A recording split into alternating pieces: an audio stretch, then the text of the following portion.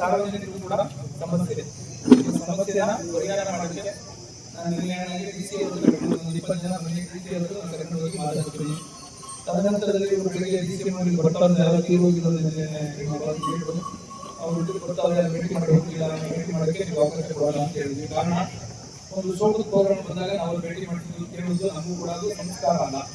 ಈಗ ನಾಳೆ ಬೆಳಿಗ್ಗೆ ಬನ್ನಿ, ಅವ್ರು ಮಾತಾಡಿ ನಾಳೆ ಬೆಳಿಗ್ಗೆ ಮನೆಗೆ ಕರ್ಕೊಂಡು ಹೋಗಿ ಮನೆಗೆ ಕರ್ಕೊಂಡು ಹೋಗಿ ಅವರು ನಾಳೆ ಅವರ ಊಟ ಬಿಟ್ಕೊಳ್ಳೋದಿದೆ. ನಾಳೆ ಕರ್ಕೊಂಡು ಹೋಗಿ ನಿಮ್ಮ ಭೇಟಿ ನಾಳೆ ಮಾಡ್ತೀನಿ. ನಾಳೆ ಏನಾಗ್ತದೆ ನಾಳೆ ಕರ್ಕೊಂಡು ಹೋಗಿ ನೀವು ಭೇಟಿ ಮಾಡ್ತೀನಿ ಅಂತ ಹೇಳಿದ್ದೀನಿ.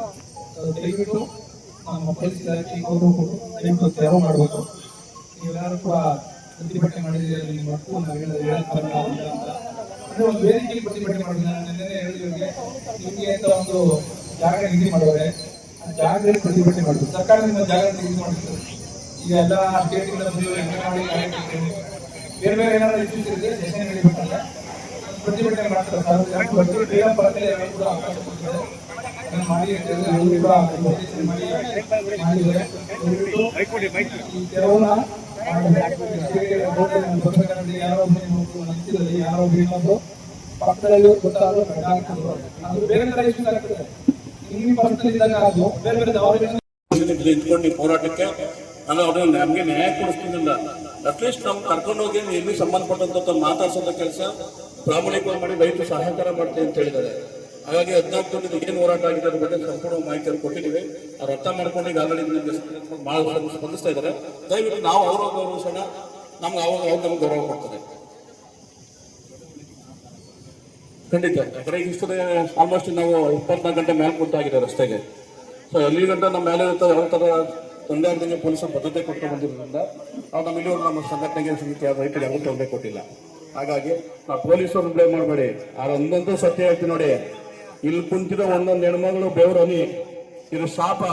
ಈ ಭೂಸ್ವಾಧೀನ ಕೊಟ್ಟಂತ ಅಧಿಕಾರಿಗಳು ಮತ್ತು ರಾಜಕಾರಣಿಗಳಿಗೆ ಅವ್ರ ಕುಟುಂಬಕ್ಕಂತೂ ತೊಟ್ಟಂತದ್ದು 100% ಸತ್ಯ. ಇದಂತೂ ನಮ್ಮ ಬೆವರನಿ ಪಾಪ ಆ ಶಾಪ ಮಾತ್ರ ಅವ್ರ ಮಕ್ಕಳು ಮೊಮ್ಮಕ್ಕಳು ಸಹ ಅನುಭವಿಸಲೇಬೇಕು.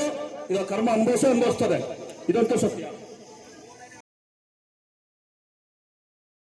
ಏಪ್ರಿಲ್ 30ನೇ ತಾರೀಕು ಈ ಬಿಡದಿ ಸಮಗ್ರ ಉಪನಗರ ಯೋಜನೆಗೆ ಸಂಪುಟ ಅನುಮೋದನೆ ಕೊಡುವಂತ ಸಂದರ್ಭದಲ್ಲಿ ಹಿರಿಯ ಸಚಿವರಾದಂಥ HK ಪಾಟೀಲ್ ಅವರು ಈ ಬಿಡದಿ ರೈತರು ಈ ಭೂ ಸ್ವಾಧೀನಕ್ಕೆ ಒಪ್ಪಿದ್ದಾರೆ ಎನ್ನುವಂತ ಒಂದು ಹಸಿ ಸುಳ್ಳನ್ನ ಹೇಳಿದ್ರು. ಅದನ್ನ ಖಂಡಿಸಿ ನಿನ್ನೆ ಮತ್ತು ಇವತ್ತು ಸುಮಾರು 3000ಕ್ಕೂ ಹೆಚ್ಚು ಈ ಬಿಡದಿ ಯೋಜನೆಯ ವ್ಯಾಪ್ತಿ ಪೈರ್ಮಂಗ್ಲ ಕಂಚಕಾರನಹಳ್ಳಿ ವ್ಯಾಪ್ತಿಯ ರೈತರು ಬಹಳ ದೊಡ್ಡ ಆಕ್ರೋಶವನ್ನು ವ್ಯಕ್ತಪಡಿಸಿದ್ರು. ಈ 3000 ಜನ ಬೈರ್ಮಂಗ್ಲ ಸರ್ಕಲ್ನಲ್ಲಿ ಜಮಾವಣೆ ಆಗಿದ್ರಿಂದ ಒಂದು ಉದ್ವಿಗ್ನತಾ ಪರಿಸ್ಥಿತಿ ಉಂಟಾಗಿತ್ತು. ಈ ಹಿನ್ನೆಲೆಯಲ್ಲಿ ಜಿಲ್ಲಾಧಿಕಾರಿಗಳು ಮಧ್ಯಪ್ರವೇಶ ಮಾಡಿ ಪರಿಸ್ಥಿತಿನ ತಿಳಿಗೊಳಿಸಬೇಕು. ಈ ತಕ್ಷಣದಲ್ಲಿ ರೈತರ ಅಹವಾಲನ್ನು ಆಲಿಸೋದಕ್ಕೆ ಮುಖ್ಯಮಂತ್ರಿ ಅಧ್ಯಕ್ಷತೆಯಲ್ಲಿ ಅಥವಾ ಉಪಮುಖ್ಯಮಂತ್ರಿ ಅಧ್ಯಕ್ಷತೆಯಲ್ಲಿ ಅಥವಾ ಜಿಲ್ಲಾ ಉಸ್ತುವಾರಿ ಮಂತ್ರಿ ಅಧ್ಯಕ್ಷತೆಯಲ್ಲಿ ಅಥವಾ ನಗರಾಭಿವೃದ್ಧಿ ಸಚಿವರ ಅಧ್ಯಕ್ಷತೆಯಲ್ಲಿ ಕೂಡಲೇ ಸಭೆ ಕರೆದು ರೈತರ ಅಹವಾಲುಗಳನ್ನ ಆಲಿಸಬೇಕು. ಅಲ್ಲಿಯ ತನಕ ಭೂ ಸ್ವಾಧೀನ ಪ್ರಕ್ರಿಯೆಯನ್ನು ಸ್ಥಗಿತಗೊಳಿಸಿ ಅಂತೇಳಿ GBDAಗೆ ಪತ್ರ ಬರೀಬೇಕು ಅಂತೇಳಿ ಒಂದು ಒತ್ತಾಯ ಮಾಡಿದ್ದೀವಿ.